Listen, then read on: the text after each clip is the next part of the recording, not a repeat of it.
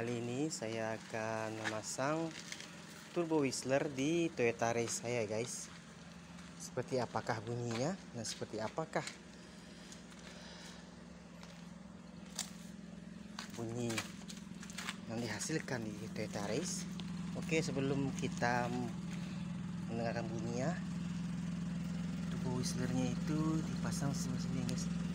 Maaf guys, agak gelap karena dalam ruangan. Tuh guys, whistlernya. Oke, sekarang kita dengarkan bunyinya ya guys. Oke, sekarang kita akan mendengarkan seperti apa bunyinya ya guys yang dihasilkan.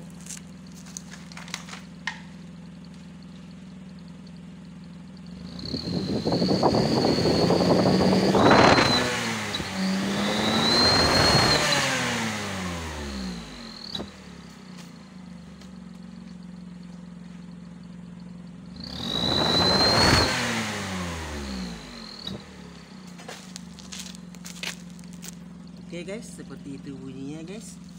Makin tambah cakep dan makin kelihatan bahwa mobil ini benar-benar turbo guys.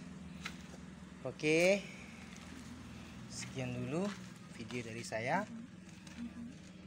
Semoga bermanfaat, bikin Raize makin cakep karena memang dibekali dengan turbo dan diberi dengan turbo whistler, semakin menambah kegarangan turbo di Toyota Race guys. Oke, terima kasih. Jangan lupa like dan subscribe ke channel kita ya guys. Bye.